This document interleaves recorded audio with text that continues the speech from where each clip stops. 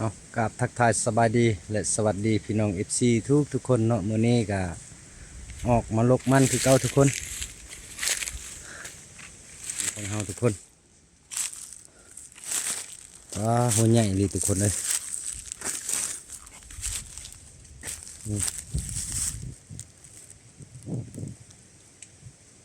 นี่ก็พาลูกพาเมียไปลกมันคือเก่าทุกคนเลยนี่แหละอาชีพของเฮาทุกคนโอ้ใหญ่ขนาดเลยทุกคนเอ้ยมันปีนี้สุดยอดเลยทุกคนคักอีหลีนี่แหละฟังนี่ลกมันแล้วทุกคนเอ้ยโอ้อย่างปลาเฮาคือว่าสิคักอยู่อย่างปลาก็มีแห้งได้ทุกคนเอ้ยลกมันต้นแล้วก็อย่างปลานี่ก็ขึ้นได้ทุกคน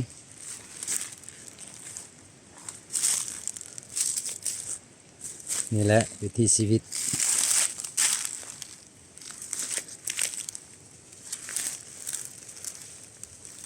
อันนี้แม่นอาชีพของเฮาไปทุกมือทุกคน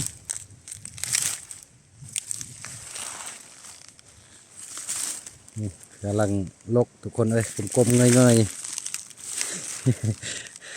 นี่เป็นลูกชายทุกคน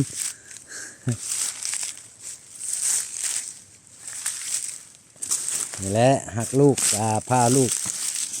เห็ดเวียกทุกคนเอ้ยบุเมนหักลูกดูละหักลูกต้องนำผ้าเห็ดเวียกเห็ดงานทุกคน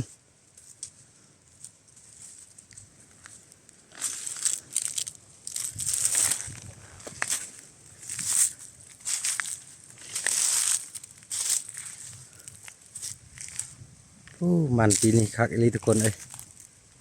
หัวดกหัวใหญ่ทุกคนคัก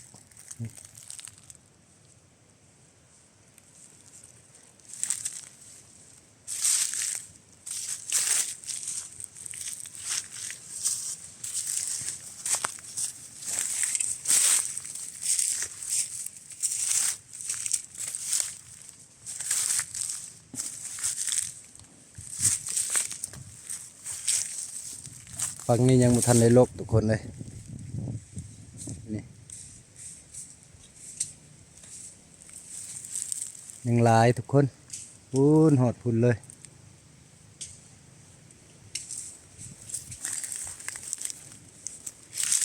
นี่ก็กายครึ่งแล้วทุกคนเลย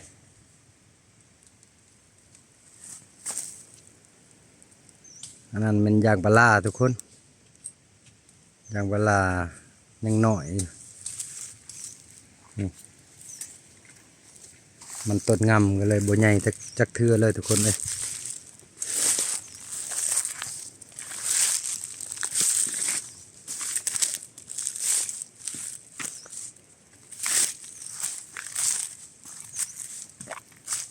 นี่แหละวิถีชีวิตชนเผ่ากระโดทุกคนเห็ดให้เห็ดส่วนโอ้นี่บรรยากาศคักดีทุกคนเลยแดดแล้วก็มีลม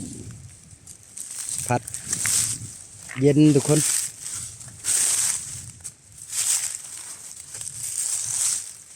นี่มันเมียกับลูกสาวทุกคนเลยนี่แหละ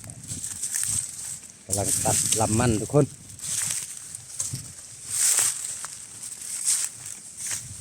หญ้าก็หกดี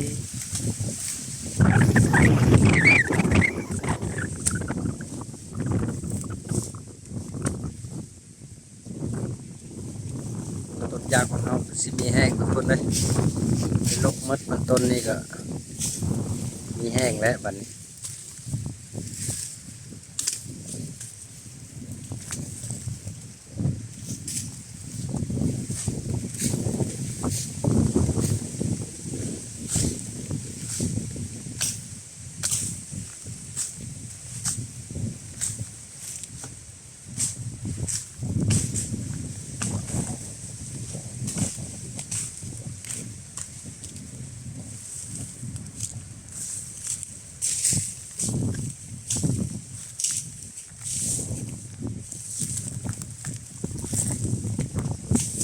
สิบแต่ละวันทุกคน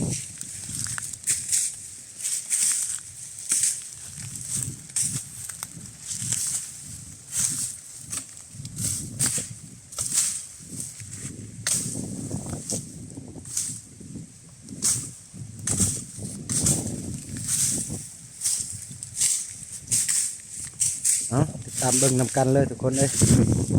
นี่ก็มาลุกมันคือเก่า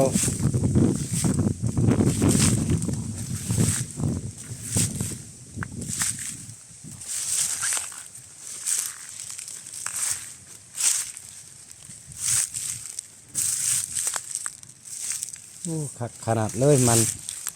ตัวใหญ่มันนี่ปลูกธรรมชาติเลยทุกคนบ่ได้ใส่ปุ๋ยเพราะว่าบ่มีเงินซื้อปุ๋ยทุกคนเลยก็เลยปลูกเลยแต่ว่างามทุกคนสุดยอดเลยมันตัวใหญ่ทุกคนเลย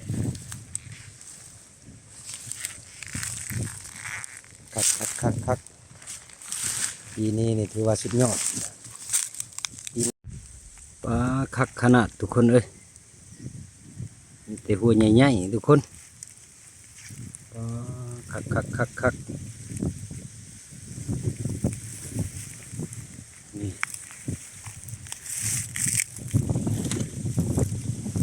ว่าต้นหนึ่งนี่ก็ประมาณอยู่3 โลป้ายทุกคนเลยนี่ดกทุกคน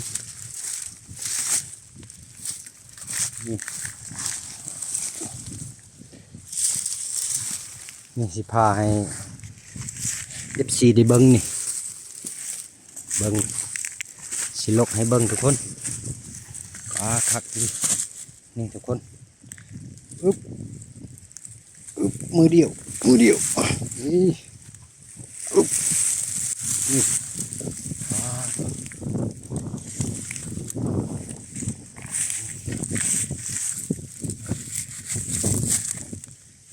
คนอึ๊บโอ้ตัว3 โลพุ่นนี่ทุกคนเลยตัวคัก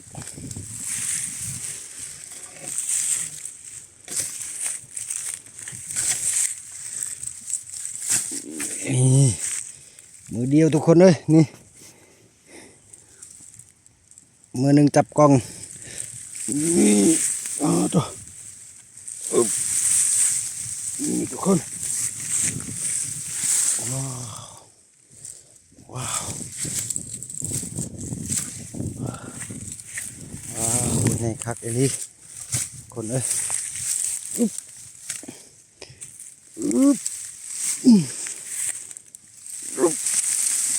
นี่ตัวทุกคนคัก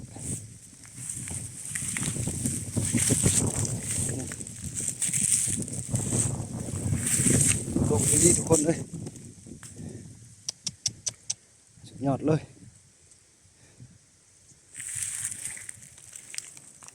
ที่โตนี่ทุกคนเลย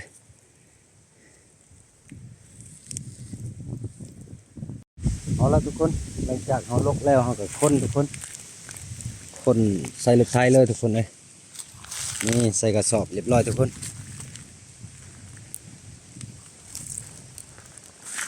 เราก็คนใส่รถไถเลยทุกคนเมื่อหอดเทือนเราก็ได้ตัดอีกทุกคนเลยตัดแล้วเราก็ตากอีกตากแห้งๆแล้วก็เก็บไปขายทุกคนนี่มันครับ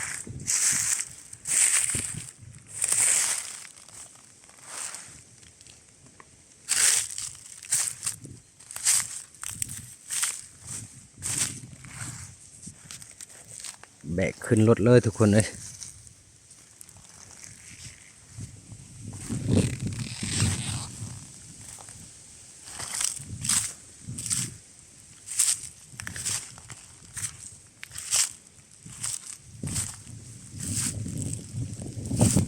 อันนี้ก็กำลังแบกทุกคน คนและลูกชายกับลูกสาวทุกคนเอ้ยฝึกแอบเขาให้สิ้นทุกคนหากลูกเขาต้องได้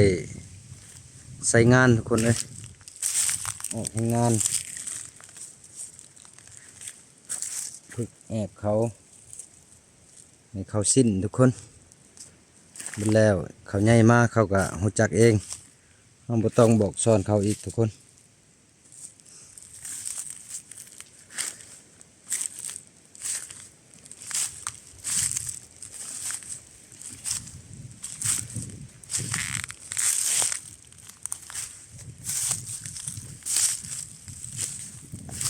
ดวลดวล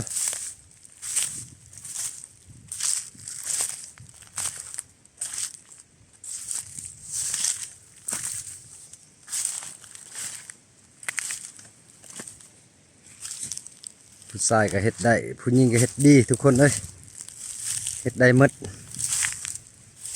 เฮ็ดได้สำใดก็เฮ็ดดวลเอากุ้ย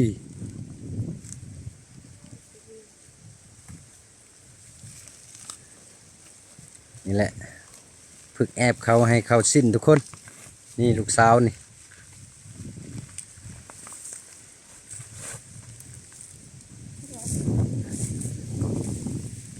กุ้ยสั่งเกนะตะกุ้ย น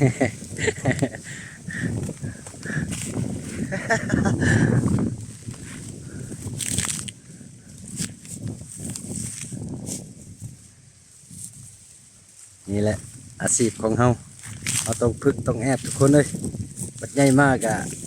เฮารู้จักเองเนาะ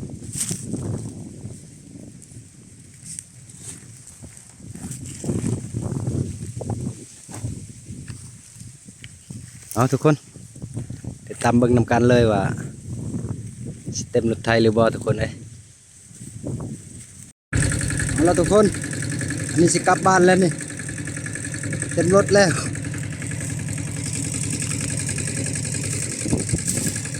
เต็มรถแล้วทุกคนกลับบ้านแล้วบัดไป